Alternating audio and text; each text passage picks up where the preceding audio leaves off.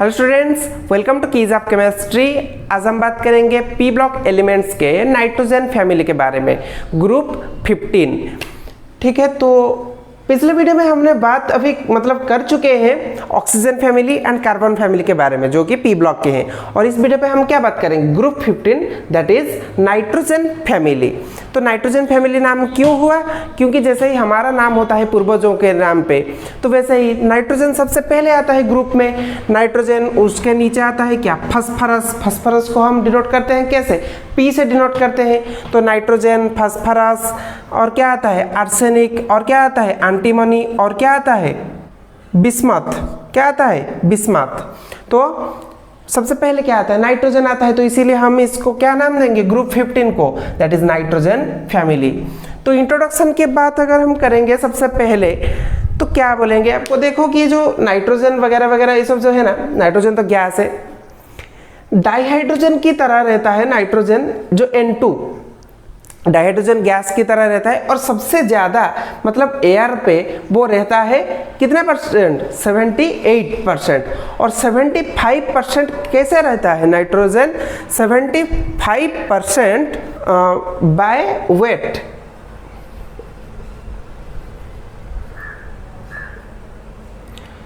78% by volume. Air में जब रहता है नाइट्रोजन गैस, हमें पता है क्या, नाइट्रोजन गैस सबसे ज़्यादा रहता है, उसके बाद ऑक्सीजन, और उसके बाद हमें पता है कि कार्बन डाइऑक्साइड रहता है 0.03%। तो ऑक्सीजन भी रहता है 21, और सबसे ज़्यादा नाइट्रोजन गैस रहता है। तो नाइट्रोजन गैस जो रहता है एयर में, अगर हम बाय परसेंटेज बाय वॉल्यूम अगर कैलकुलेट करेंगे तो 78 रहेगा, और अगर परसेंटेज हम कैलकुलेट करेंगे बाय वेट तो वो 75 होगा। ठीक है, हम इसके बारे में नाइट्रोजन के ऊपर जब हम स्टडी करेंगे तो हम वहाँ पे आपको बता, ठीक है। तो nitrogen, phosphorus, arsenic, antimony and bismuth, ये सब कौन से हैं, ये सब कौन कौन है, ये सब नाइट्रोजन फैमिली के हैं। तो हम पहले क्या स्टडी करेंगे, हम पहले स्टडी करेंगे उनके ऑकरेंस के बारे में, और उसके बाद हम बात करेंगे उनके फिजिकल प्रॉपर्टीज के बारे में। उसके बाद में हम बात करेंगे फिजिकल प्रॉपर्टी में, हम एटॉमिक प्रॉपर्टी के बारे में भी बात करेंगे। ठीक है, तो एटॉमिक प्रॉपर्टी को हम अलग से नहीं पढ़ेंगे, फिजिकल प्रॉपर्टी के अंदर ही पढ़ लेंगे। एटॉमिक प्रॉपर्टी में क्या क्या आता है, electronic configuration, atomic mass, ionisation, enthalpy, वो सब, और डेंसिटी वगैरह तो फिजिकल प्रॉपर्टी है। उस सारे के सारे में हम फिजिकल प्रॉपर्टी में ही बात कर लेंगे, अलग से नहीं पढ़ेंगे। और फिर आएगा हमारा केमिकल प्रॉपर्टीज, और फिजिकल केमिकल प्रॉपर्टी खत्म हो जाएगा ग्रुप 15 का, तब हम जाएंगे नाइट्रोजन गैस के ऊपर, नाइट्रोजन के ऊपर। और नाइट्रोजन पे हम क्या जानेंगे, फिर से वही बात, फिर से हम जानेंगे कि नाइट्रोजन क्या है, नाइट्रोजन का फिजिकल प्रॉपर्टी और नाइट्रोजन का केमिकल प्रॉपर्टी। लेकिन हम जो यहाँ पे पढ़ेंगे फिजिकल प्रॉपर्टी, केमिकल प्रॉपर्टी, तो वो क्या होगा, वो इन सभी के लिए हो जाएगा। लेकिन हम नाइट्रोजन के बारे में जब स्टडी करेंगे तो वहां पे सिर्फ नाइट्रोजन के बारे में बात करेंगे। ठीक है, तो फिजिकल प्रॉपर्टी, केमिकल प्रॉपर्टी के बारे में बात करेंगे। उसके बाद हम बात करेंगे अमोनिया, जो कि नाइट्रोजन गैस से होता है, अमोनिया NH3, अमोनिया के बारे में बात करेंगे। अमोनिया के प्रिपरेशन के बारे में बात करेंगे। अमोनिया के प्रिपरेशन लेबोरेटरी मेथड में कैसे हम प्रिपेयर करते हैं वो उसके बारे में बात करेंगे। फिर हम कैसे प्रिपेयर कर सकते हैं, एयर से नाइट्रोजन कैसे निकाल सकते हैं, उसके बारे में डिटेल हम स्टडी करेंगे। तो वीडियो को शुरू करते हैं।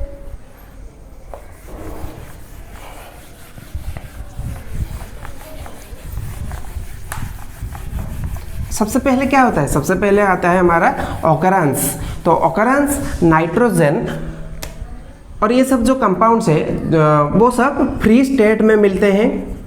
ठीक है, तो फ्री स्टेट में मिलते हैं, कंबाइंड स्टेट में भी मिलते हैं, किसी के साथ कंबाइन होके भी रहते हैं, फ्री स्टेट में भी मिलते हैं। फ्री स्टेट में मिलते हैं मतलब नाइट्रोजन किसी और के साथ नहीं, सिर्फ नाइट्रोजन नाइट्रोजन के साथ बॉन्ड बनाया है, तो फ्री स्टेट में अभी वो रहता है। कंबाइंड के स्टेट में अगर हमने बात करेंगे NH3 की, तो यहाँ पे ये कंबाइंड स्टेट है, PH3, PH5, तो अभी क्या है, ये कंबाइंड स्टेट में है।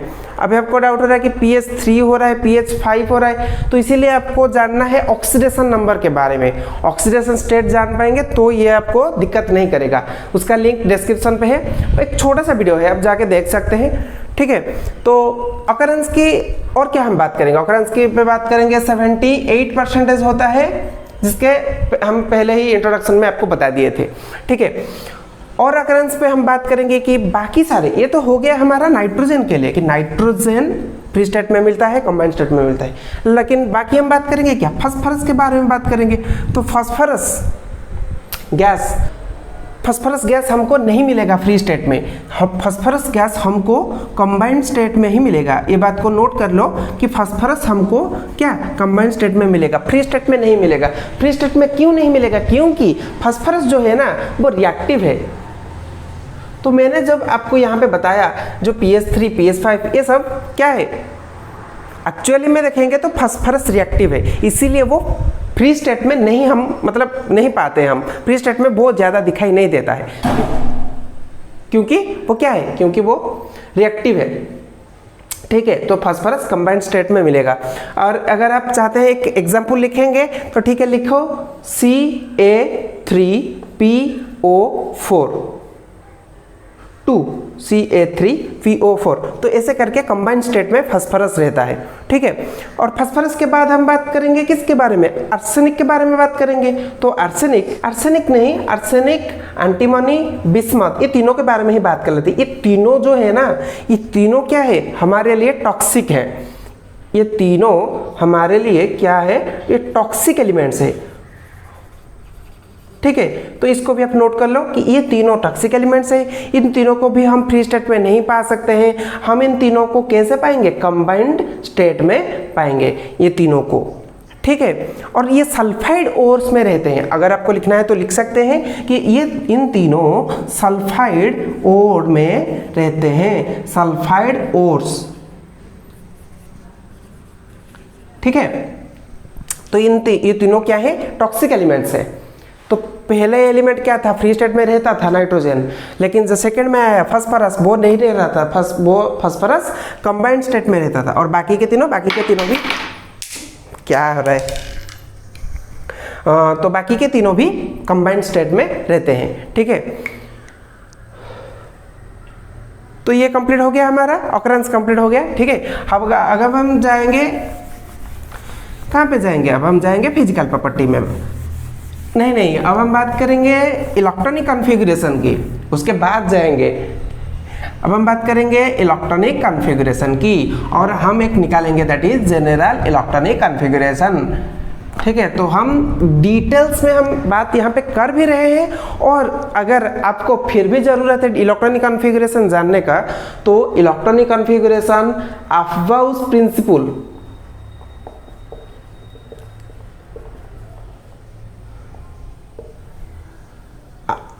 इलेक्ट्रॉनिक कॉन्फ़िगरेशन पे अगर आपको कोई सा भी डाउट है, तो अगर आप अफबाउस प्रिंसिपल देख लेंगे तो डाउट आपका क्लियर हो जाएगा, जिसका लिंक भी डिस्क्रिप्शन पे है, अफबाउस प्रिंसिपल, ठीक है। तो इलेक्ट्रॉनिक कॉन्फ़िगरेशन नाइट्रोजन की अगर हम बात करेंगे तो नाइट्रोजन का कितने इलेक्ट्रॉन्स है, नाइट्रोजन काउंट करो जल्दी, hydrogen, helium, lithium, beryllium, boron, carbon, nitrogen, कितना हुआ, 7 हुआ। 7 हुआ मतलब कितना होगा, 1s2 2s2, कितना गया, 4 गया। अब कितना बचा है, 2s3, ठीक है। तो नाइट्रोजन 7, 2 2 4 प्लस 3 7, ठीक है। और अगर हम बात करेंगे फास्फोरस की, तो फास्फोरस काउंट करो जल्दी, फास्फोरस क्या होगा, फास्फोरस 15 होता है, ठीक है।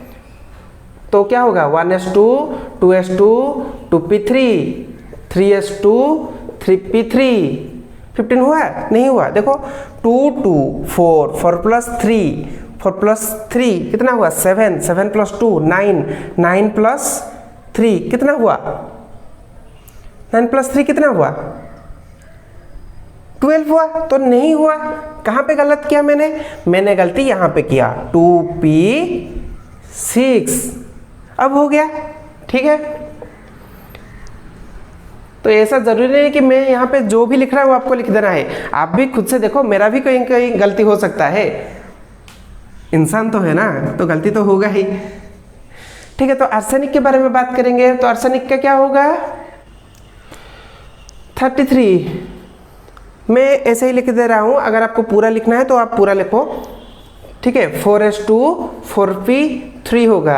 आर्सेनिक के बाद क्या आएगा, एंटीमनी, एंटीमनी का क्या होगा, 5s2 5p3, और उसके बाद आएगा क्या, बिस्मथ आएगा। बिस्मथ का क्या होगा, 6s2 6p3। तो मैंने कैसे लिख लिया है ऐसे, मैंने ऐसे लिख लिया कि मैंने को यहाँ पे दिखाई दिया 2s2 2p3, यहाँ पे 3s2 3p3, तो यहाँ पे 4s2 4p3 होगा, यहाँ पे 5s2 5p3 होगा। आप भी खुद से चेक कर सकते हैं। तो इसका मैंने नहीं मतलब इसका एक जनरल इलेक्ट्रॉनिक कॉन्फ़िगरेशन निकल गया। क्या निकल गया वो कि ns2 np3, general electronic configuration is ns2 np3। अगर n के जगह पे हम 4 पुट करेंगे तो 4s2 4p3, 4s2 4p3 किसका है, आर्सेनिक का है, ठीक है। तो n की जगह पे हम 1 2 3 4 5 ऐसे पुट कर सकते हैं, लेकिन 1 पुट नहीं कर सकते। क्यों नहीं पुट कर सकते, क्योंकि हमको 2s से ही शुरू करना है। 2s से शुरू करेंगे तभी ना 7 इलेक्ट्रॉन होगा। 1s2 1p तो नहीं होगा, इसीलिए हमको n कहाँ से शुरू करना है, 2 3 4 5 एंड 6, ठीक है। हम इतने नीचे लेवल तक जा रहे हैं, ठीक है, कोई बात नहीं। जनरल इलेक्ट्रॉनिक कॉन्फ़िगरेशन खत्म हो गया। अभी हम जाएंगे क्या, अभी हम जा सकते हैं फिजिकल प्रॉपर्टी के ऊपर, ठीक है। तो फिजिकल प्रॉपर्टी पे एक हेडिंग दो फिजिकल प्रॉपर्टी, और उसके बाद सब हेडिंग देना। पहले हेडिंग दो क्या, फिजिकल प्रॉपर्टी, फिजिकल प्रॉपर्टीज। उसके बाद एक सब हेडिंग दो क्या, सबसे पहले हम क्या बात करेंगे, एटॉमिक रेडी, एटॉमिक रेडी। क्योंकि हम पहले जो बात करेंगे वो एटॉमिक प्रॉपर्टीज होगा, फिजिकल प्रॉपर्टी के अंदर जाएगा वो, ठीक है। तो एटॉमिक रेडी, और एटॉमिक रेडी में हम दो चीज के बारे में कंपेयर करेंगे। एक तो कंपेयर करेंगे वो जो इसके पहले क्या था, 6 नंबर पे कार्बन फैमिली था, उससे पहले मतलब नाइट्रोजन से पहले कार्बन था ना, तो कार्बन फैमिली के बारे में बात करेंगे, मतलब कि कार्बन फैमिली और नाइट्रोजन फैमिली के एटॉमिक रेडियस में क्या डिफरेंस है, क्या सिमिलरिटीज है।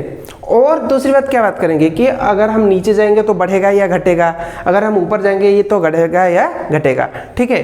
तो एटॉमिक रेडी हेडिंग दे के लिखो,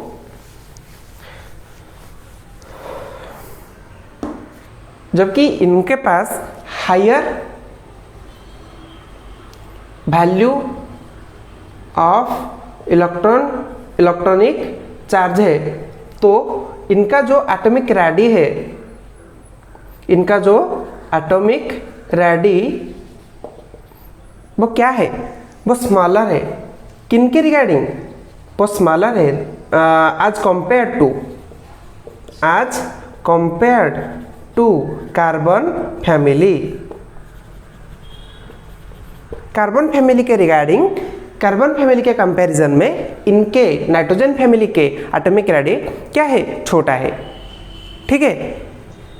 क्यों, क्योंकि अगर आपको कोई पूछेगा कि क्यों भाई, क्यों मतलब क्यों, तो आप बोलेंगे क्योंकि इनके पास जो इलेक्ट्रॉन का चार्ज है वो ज़्यादा है। ऑब्वियस बात है, इलेक्ट्रॉन का चार्ज ज़्यादा रहेगा तो अट्रैक्शन ज़्यादा रहेगा, अट्रैक्शन ज़्यादा रहेगा तो साइज घट जाएगा ना। इलेक्ट्रॉन अगर तेजी से अट्रैक्ट करेगा तो वो खींच के ले आएगा पास में, तो पास रहेंगे तो साइज घट जाएगा, दूर दूर जाएंगे तो साइज बढ़ जाएगा ऑब्वियसली, ठीक है। तो इनके ग्रुप में क्या होता है, इनके ग्रुप में मतलब नाइट्रोजन, उसके बाद क्या होता है फास्फोरस, उसके बाद क्या होता है आर्सेनिक, उसके बाद एंटीमनी, उसके बाद बिस्मथ। तो इन ग्रुप में क्या होता है, atomic ready down the group atomic ready increase करता है। डाउन द ग्रुप लिखो क्या, down the group it increases, ठीक है। अब यहां पे अभी अगर आप पूछोगे कि क्यों इंक्रीज होता है साइज, जब हम नीचे जाएंगे, देखो जब हम नीचे जाएंगे तो एक एक ऑर्बिटल ऐड होता जा रहा है। पहले हम 3s पे थे, अब 4s, फिर 5p, 5s, 6s, 6p, ऐसे और न्यू ऑर्बिटल्स ऐड होते जा रहे हैं। तो इसीलिए डिस्टेंस बढ़ता जा रहा है। तो इसीलिए हम जब नीचे जा रहे हैं तो इसका क्या एटॉमिक रेडियस इंक्रीज करता जा रहा है, ठीक है। नंबर 1 गया। अभी हम बात करेंगे नंबर 2, हर बात पे अगर आप रीज़न लिखते चलोगे तो आपको समझने में और याद रखने में आसानी होगा। ओके,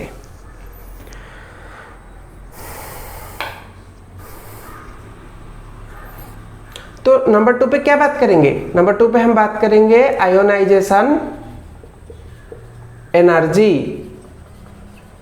ठीक है, तो आयोनाइजेशन एनर्जी, इसका साइज क्या है?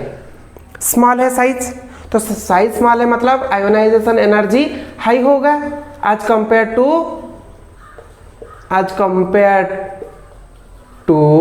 Carbon family. As compare to carbon family इनका हाई होगा। लेकिन जब हम ग्रुप में नीचे नीचे नीचे नीचे जाएंगे तो साइज तो बढ़ता जा रहा है नीचे नीचे, तो इसीलिए जब हम नीचे जाएंगे on moving down it decreases. क्यों डिक्रीज कर रहा है? क्योंकि साइज बढ़ रहा है ना। जब हम नीचे जा रहे हैं तो साइज तो बढ़ रहा है ना, तो साइज अगर बढ़ेगा तो आयोनाइजेशन एनर्जी क्या हो जाएगा? घट जाएगा। ठीक है, और moving down it decreases. Third point पे हम बात करेंगे किसके बारे में? डेंसिटी के बारे में बात करेंगे। डेंसिटी क्या है? डेंसिटी क्या है?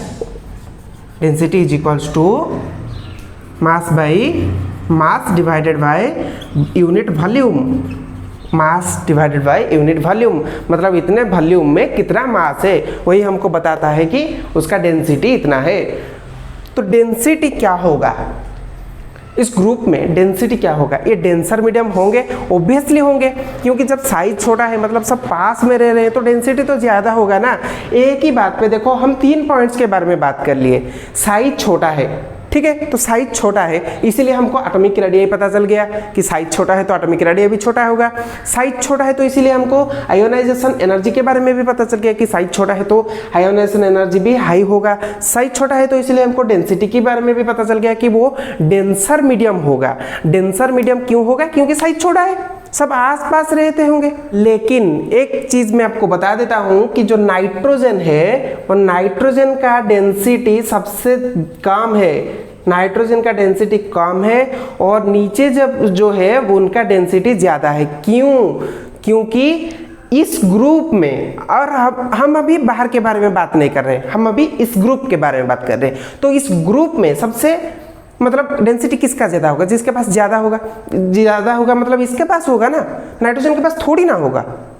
तो ऑब्वियसली बात है क्या है कि नाइट्रोजन का डेंसिटी लो होगा इस ग्रुप में, और सबसे ज्यादा क्या होगा? नीचे नीचे हम जब जाएंगे तो वो बढ़ता जाएगा, ऊपर तक पूरा लो होगा। ठीक है, तो ये बात को भी आप क्या करो? काउंटर कर लो। ठीक है, फोर्थ पॉइंट भी लिख लेते हैं हम। फोर्थ पॉइंट क्या है? इलेक्ट्रोनेगेटिविटी।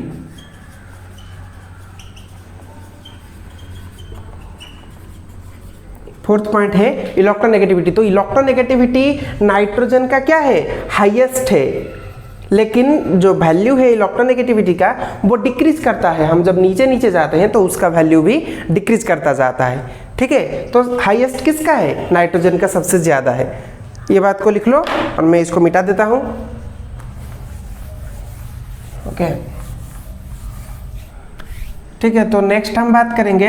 अब पॉइंट देके लिखो, मैं तो मतलब घूम गया कितना पॉइंट बता। नंबर 1, नंबर 2, 3, 4, 5 होगा। ठीक है, तो नंबर 5 पे हम बात करेंगे किसके बारे में? Melting point and boiling point. 1, 2, 3, 4, 5 होगा। ठीक है, तो melting point and boiling point. Number 6 में हम क्या बात करेंगे? Metallic character. तो पहले मेटालिक कैरेक्टर के बारे में बात कर लेते हैं।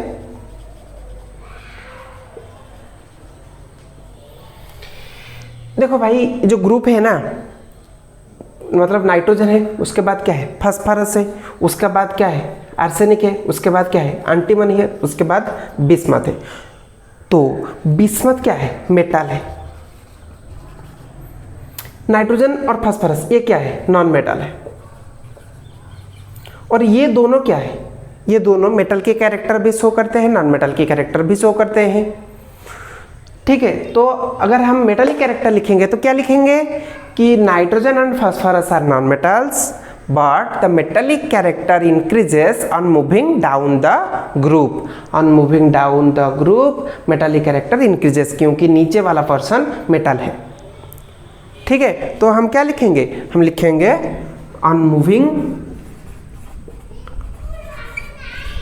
moving down the group metallic character increases। और आप वहाँ पे ये भी लिख सकते हो कि नाइट्रोजन एंड फास्फोरस ये दोनों नॉन मेटल हैं, आर्सेनिक एंटीमनी ये दोनों मेटल और नॉन मेटल दोनों के कैरेक्टर दिखाते हैं। शोज कैरेक्टर ऑफ क्या, metal and non metal, and bismuth जो कि मेटल है। और अब आओ number 5 that is melting point and boiling point पे। तो मेल्टिंग पॉइंट बॉइलिंग पॉइंट क्या होगा इनके, जब मेटल नीचे है तो आपको पता है कि मेटल में मतलब मेटल का boiling point melting point high रहता है रिगार्डिंग टू और as compare to non metals. तो जाहिर सी बात है कि मेल्टिंग पॉइंट बॉइलिंग पॉइंट क्या है भाई, क्या है कि हम जब नीचे जाएंगे तो इंक्रीज करेगा। On moving down the group it increases, on moving down it increases। जब हम नीचे नीचे नीचे नीचे जाएंगे तो क्या होगा, ये इंक्रीज करता जाएगा। नंबर 6 पे हम बात करेंगे ऑक्सीडेशन नंबर की। अगर आपको ऑक्सीडेशन नंबर, मैं आपको फिर से बता देता हूँ, अगर आपको ऑक्सीडेशन नंबर कैलकुलेट करना नहीं आता है, क्योंकि काफ़ी बच्चों की डाउट रहता है ऑक्सीडेशन नंबर के रिगार्डिंग, तो लिंक डिस्क्रिप्शन पे है, आप जाके देख सकते हैं। ठीक है, तो ऑक्सीडेशन नंबर, इनका ऑक्सीडेशन नंबर देखो भाई, किसी का भी ऑक्सीडेशन नंबर फिक्स नहीं होता है, हमको ऑक्सीडेशन नंबर कैलकुलेट करना पड़ता है उसी कंपाउंड में जिस पर हमको क्वेश्चंस गिवन है। तो इनका ऑक्सीडेशन नंबर क्या होगा, इनका इलेक्ट्रॉनिक कॉन्फ़िगरेशन NH2NP3 है, तो ये जाहिर सी बात है -3 +3 और क्या, -3 +3 एंड +5 ऑक्सीडेशन नंबर दिखा सकते हैं। मतलब आप तो 3 इलेक्ट्रॉन दे सकते हो, 3 इलेक्ट्रॉन ले सकते हो, 3 इलेक्ट्रॉन अगर ले जाओगे तो NH2 बचेगा, ठीक हो जाएगा। अभी जो है वो हाफ फील्ड ऑर्बिटल से, क्योंकि 3p है ना, तो हाफ फील्ड ऑर्बिटल अभी भी ठीक है। अगर आप 3 इलेक्ट्रॉन दोगे तो 6 हो जाएगा, तब भी सही है। अगर आप 5 ही इलेक्ट्रॉन ले जाओगे तब भी सही है। तो इसीलिए इसका ऑक्सीडेशन नंबर -3 +3 एंड +5 है, मतलब ग्रुप का, यह है ग्रुप का। अगर नाइट्रोजन की हम बात करेंगे तो नाइट्रोजन का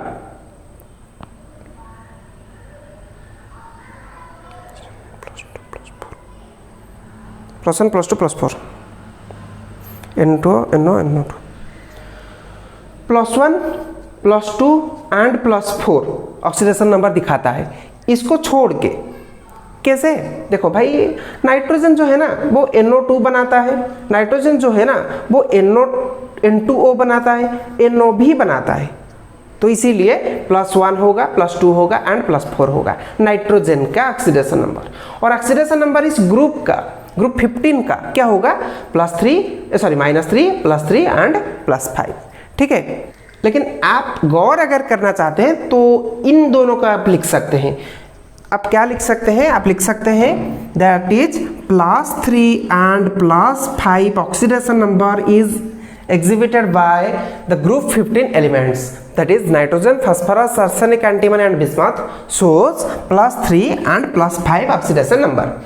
मैंने आपको इसीलिए डिटेल्स में बताया कि आप जान सकते हैं, कि आप जानेंगे कि क्यों होता है, क्या होता है।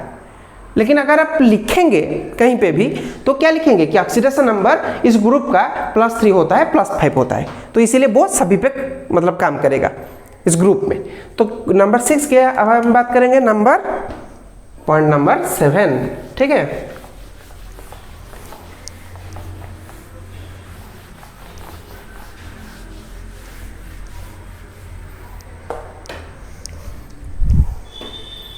नंबर 7 पे क्या बात करेंगे हम, आलोट्रोपी एंड कैटिनेशन। आप दोनों को अलग अलग करके भी 7 नंबर 8 नंबर करके भी दिख सकते हैं, क्योंकि ये बहुत छोटे छोटे हैं तो इसलिए मैंने एक ही पॉइंट पे लिख लिया। देखो भाई एलोट्रोपी, ये दोनों मतलब सारे के सारे कंपाउंड्स एलोट्रोपिक दिखाते हैं। अगर आप नाइट्रोजन की बात करेंगे तो अल्फा नाइट्रोजन होता है, बीटा नाइट्रोजन होता है, तो एलोट्रोपी तो दिखाते ही हैं। और कैटिनेशन की बात करेंगे तो भाई हाँ, कैटिनेशन भी ये दिखाते हैं। अब लिख रहे हैं तो क्या लिखेंगे कि this group shows allotropic and this group also shows catenation.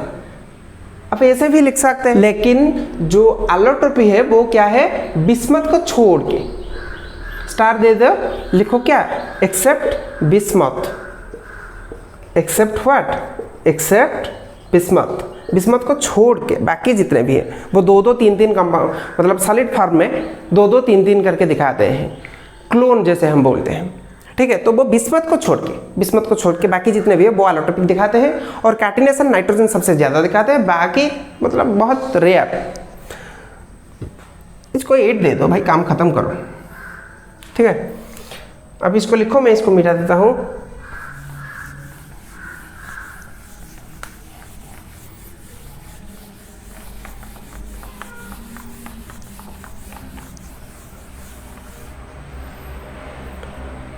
Number 9,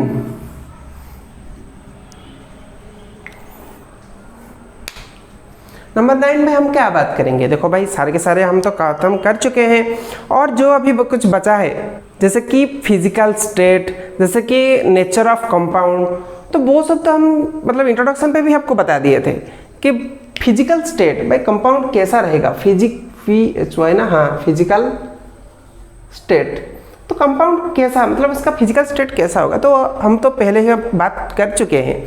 physical state वो या तो मतलब डायटोमिक गैस पे मतलब फॉर्म पे रहते हैं, या नहीं तो फ्री स्टेट में रहते हैं। तो फ्री स्टेट में क्या रहता है, नाइट्रोजन रहता है, और बाकी सब कंबाइंड स्टेट में रहते हैं, और बाकी सब क्या, कंबाइंड स्टेट में रहते हैं। तो इसके बारे में तो हम बात कर चुके हैं, और हालांकि ये बहुत इंपॉर्टेंट पॉइंट नहीं है। और 10 नंबर पे जो आता है पॉइंट वो है क्या, एटॉमिक नहीं होता क्या, नेचर ऑफ कंपाउंड।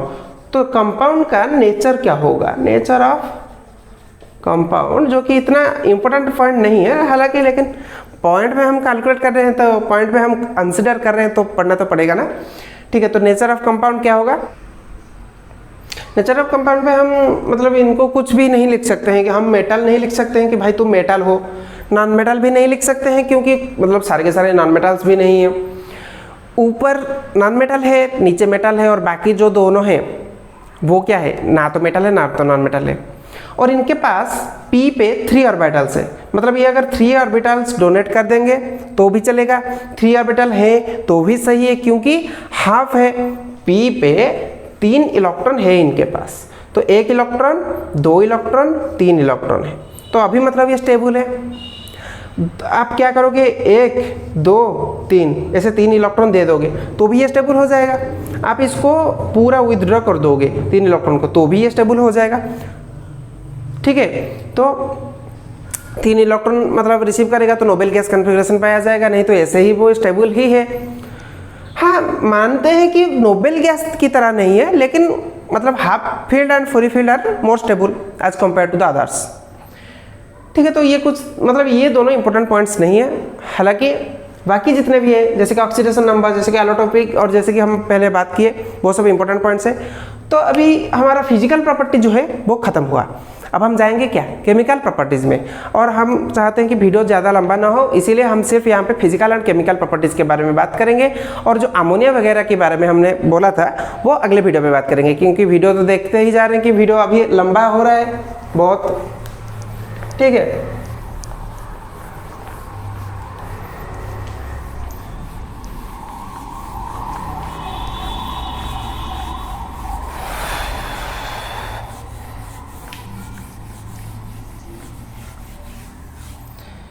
ठीक है, तो केमिकल प्रॉपर्टीज,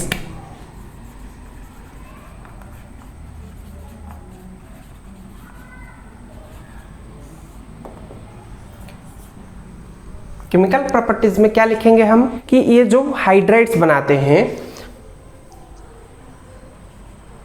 कि ये जो हाइड्राइड्स बनाते हैं ना हाइड्रोजन के साथ, NH3 हो गया, फिर क्या हो गया, PH3 हो गया, फिर क्या हो गया, एंटीमनी, एंटीमनी या आर्सेनिक, आर्सेनिक, उसके बाद क्या हो गया, एंटीमनी, उसके बाद क्या हो गया, बिस्मथ, बिस्मथ हाइड्राइड। तो ये तो इसका आपको नाम पता है, अमोनिया। ठीक है, तो इन सभी के बारे में हम बात करेंगे, इन सभी के बारे में हम बात करेंगे। इनका क्या होगा, बॉन्ड एंगल। बॉन्ड एंगल कैसे हम कैलकुलेट करेंगे, बॉन्ड एंगल का लिंक भी डिस्क्रिप्शन पे है। देखो भाई, नाइट्रोजन है, एक हाइड्रोजन यहाँ पे मैंने रखा, एक हाइड्रोजन को यहाँ पे रखा, एक हाइड्रोजन को यहाँ पे रखा, और यहाँ पे मैंने क्या रखा इसको, ये है लोन पेयर, और ये क्या है, बॉन्ड पेयर। तो lone pair bond pair repulsion होगा, रिपल्सन होगा तो, रिपल्सन होगा तो बॉन्ड एंगल घट जाएगा। इनका मतलब NH3 का बॉन्ड एंगल कितना है, NH3 का बॉन्ड एंगल कितना है, 107। ठीक है, और इसका PH3 का कितना है, 94। ठीक है, आर्सेनिक का कितना है, 93, इसका कितना है, 92, इसका कितना है, 91।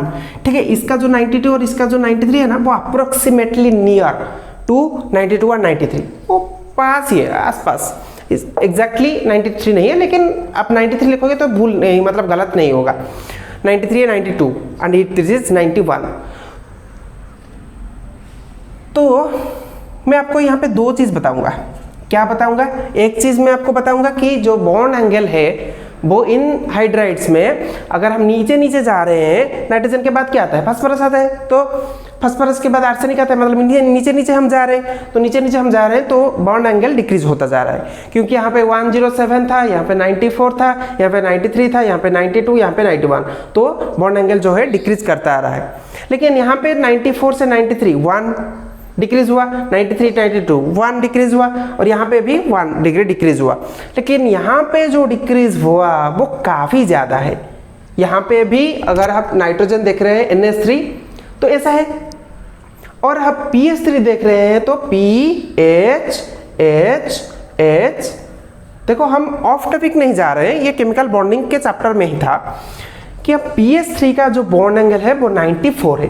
भाई ये तो ये और ये तो ये sp3 हाइब्रिडाइजेशन, इसका क्या है हाइब्रिडाइजेशन, sp3 हाइब्रिडाइजेशन है, तो sp3 हाइब्रिडाइजेशन है, बॉन्ड एंगल 107 है, तो इसका भाई बॉन्ड एंगल 94 क्यों हुआ, क्योंकि यहाँ पे हाइब्रिडाइजेशन नहीं हुआ है।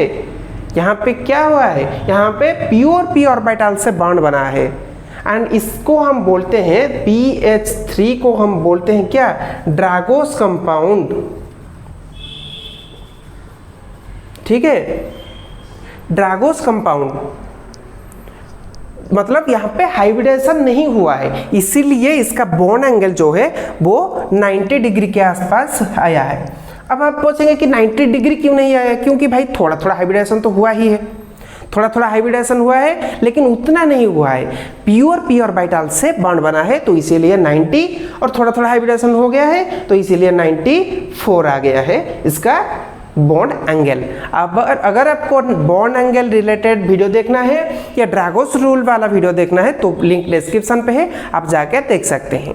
ठीक है, ड्रैगोस रूल मैं कहता हूँ कि आप ड्रैगोस रूल जाके देखिए, क्योंकि आपको पता चल जाएगा कि मतलब यहाँ पे क्यों नहीं हुआ, यहाँ पे जो मतलब दिक्कत आया वो क्यों आया, क्योंकि हम यहाँ पे और बात नहीं करेंगे।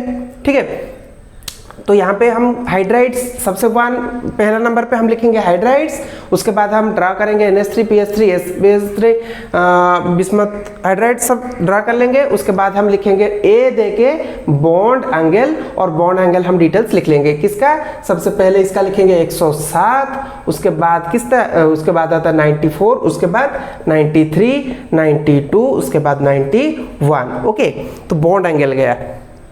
अभी हम हाइड्राइड्स के बारे में ही बात कर रहे हैं। ठीक है, तो A पॉइंट गया, B पॉइंट दो, B पॉइंट दो की मतलब B पॉइंट देके क्या लिखोगे, थर्मल स्टेबिलिटी,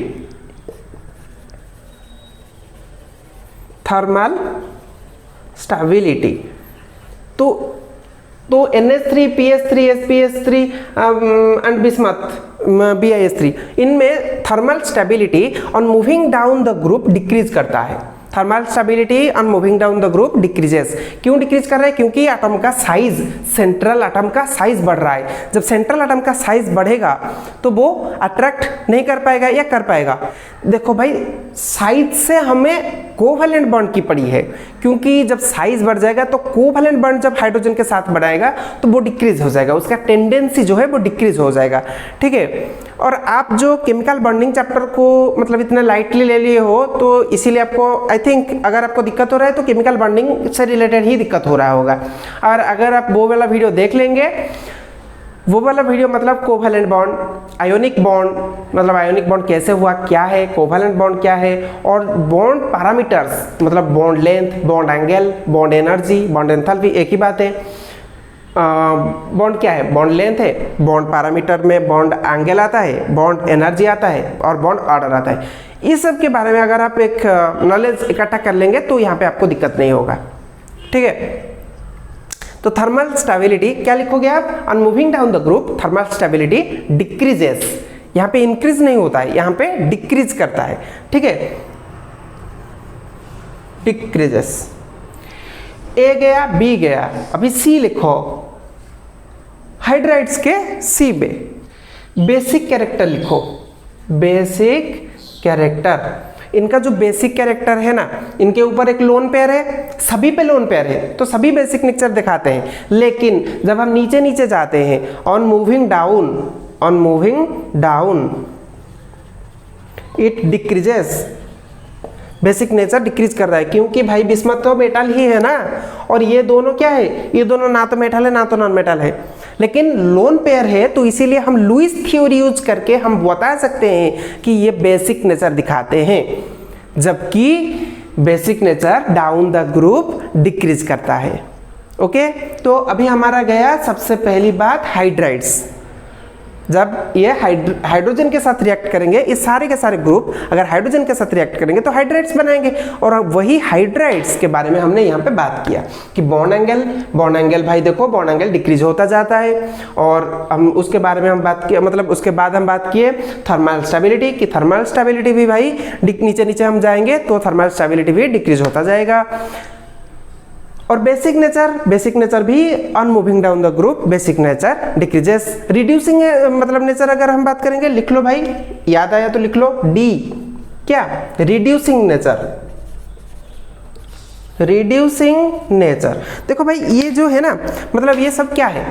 ये सब गुड रिड्यूसिंग एजेंट्स है, लेकिन जो ये रिड्यूस करते हैं किसी और को, जैसे कि सर्फ, साबुन, सोप, ये सब क्या है? ये सब रिड्यूसिंग एजेंट्स है। तो ये सब भी रिड्यूसिंग एजेंट्स ही है, ये सब मतलब ये हाइड्राइड सभी रिड्यूसिंग एजेंट्स है। लेकिन ये जो रिड्यूसिंग एजेंट्स है, इनका जो टेंडेंसी वो इंक्रीज होएगा। लिखो रिड्यूसिंग नेचर इंक्रीज, क्योंकि मेटालिक कैरेक्टर इंक्रीज करेगा। रीजन भी लिखो कि मेटालिक कैरेक्टर इंक्रीज कर रहा है, नीचे नीचे हम जाते हैं तो मेटालिक कैरेक्टर इंक्रीज करता है तो ये ज़्यादा रिड्यूस करेंगे, मतलब हम नीचे नीचे जाएंगे तो इनका रिड्यूसिंग कैरेक्टर इंक्रीज होगा। ठीक है, तो नंबर 1 पे गया हमारा हाइड्राइड्स। नंबर 2 पे लिखेंगे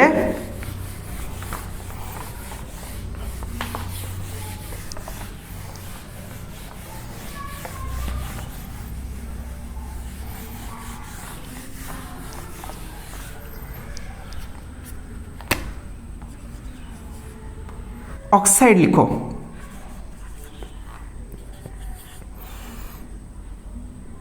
पहले ऑक्साइड के बारे में बात कर लेते हैं। ठीक है, तो नाइट्रोजन जो है वो क्या है? वो मोनोऑक्साइड बनाता है, मतलब NO, नाइट्रोजन मोनोऑक्साइड।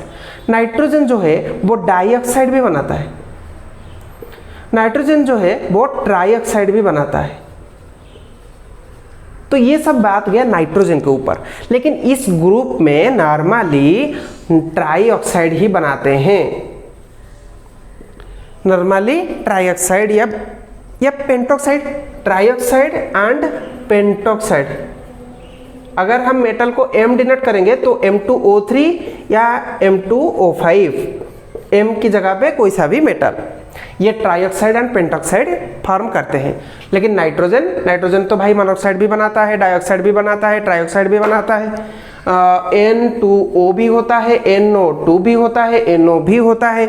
ठीक है, तो इस ग्रुप पे आप क्या लिखेंगे, ऑक्साइड हेडिंग देके आप क्या लिखेंगे, ऑक्साइड हेडिंग देके आप लिखेंगे कि these elements, the elements of these groups form trioxides and pentoxides having the general formula M2O3 as well as M2O5, but nitrogen forms monoxides, dioxides as well as trioxides। ठीक है, तो N2O5 भी होता है ना, मतलब यहाँ पे M की जगह पे आप अगर नाइट्रोजन पुट करेंगे तो M2O5 भी होता है, तो इसीलिए नाइट्रोजन भाई सब जगह आ जाता है। फास्फोरस पुट करेंगे तो P2O5 हो जाएगा। वैसे ही आप कुछ भी पुट करेंगे, बिस्मथ पुट करेंगे तो ठीक है, ऑक्साइड गया। अब नंबर 3 पे लिखो हैलाइड्स। ठीक है, तो हैलाइड्स क्या क्या है, फ्लोरीन, क्लोरीन, ब्रोमीन, आयोडीन, ये सब क्या है, हैलाइड्स है। तो हैलाइड्स क्या होंगे, ट्राई हैलाइड्स बनाएंगे। ए पे लिखो क्या, ट्राई हैलाइड्स बनाएंगे। बी पे लिखो क्या, पेंटा हैलाइड भी बनाएंगे। ट्राई हैलाइड बनाएंगे, पेंटा हैलाइड भी बनाएंगे। जो ट्राई हैलाइड बनाएंगे तो कैसा रहेगा सीन, NCl3 होगा, PCl3 होगा, ऐसे ही होगा ना। लेकिन यहाँ पे आपको ट्राई हैलाइड पे एक और स्टार मार्क दे के लिखना है कि क्या, एक्सेप्ट NF3 को छोड़ के all other nitrogen trihalides are unstable. मतलब NF3 को छोड़ के अगर NCl3 बना, अगर NBr3 बना, Ni3 बना तो वो अनस्टेबल होगा। ठीक है, सिर्फ NF3 ही स्टेबल रहेगा। नाइट्रोजन के बारे में बात कर रहे हैं, बाकी सब तो ठीक है। बाकी सब तो अगर PCl3 के बारे में बात कर रहे हैं और PF3 के बात कर रहे हैं तो क्वेश्चन भी आता है कि इन दोनों के बीच में कौन सा एसिड है। भाई दोनों ही एसिड है, दोनों ही लुईस एसिड है, दोनों ही, कंफ्यूज नहीं होना है आपको। ठीक है, तो दोनों ही लुईस एसिड है, दोनों स्टेबल है। लेकिन यहाँ पे क्या होता है कि सिर्फ NF3 स्टेबल है, बाकी सब अनस्टेबल है नाइट्रोजन के।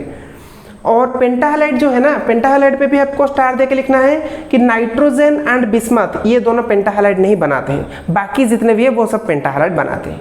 ठीक है, हैलाइड गया। अभी आते हैं हम नंबर 4, दैट इज सल्फाइड। तो सल्फाइड सब बनाते हैं, और सल्फाइड का जो कैरेक्टर है, on moving down it increases, on moving down it increases. ठीक है, तो हैलाइड के बारे में हमने क्या बात किया, सबसे पहले इंपॉर्टेंट है कि तो हाइड्रेट्स सब बना दिए।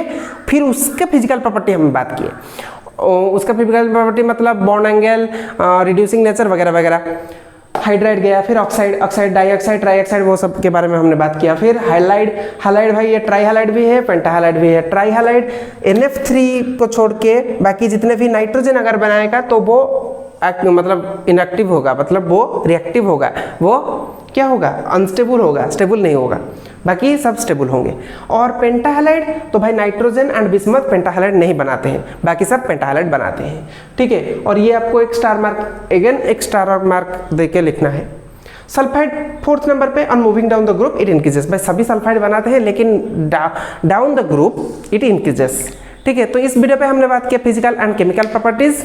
अगले वीडियो पे हम बात करेंगे नाइट्रोजन कंपाउंड के बारे में, अमोनिया के लैबोरेटरी प्रिपरेशन वगैरह वगैरह अगले वीडियो में हम बात करेंगे। अगर आपको मेरा ये वीडियो अच्छा लगा तो अपने दोस्तों के साथ शेयर कीजिए और अच्छे से पढ़ाई कीजिए। Thank you so much.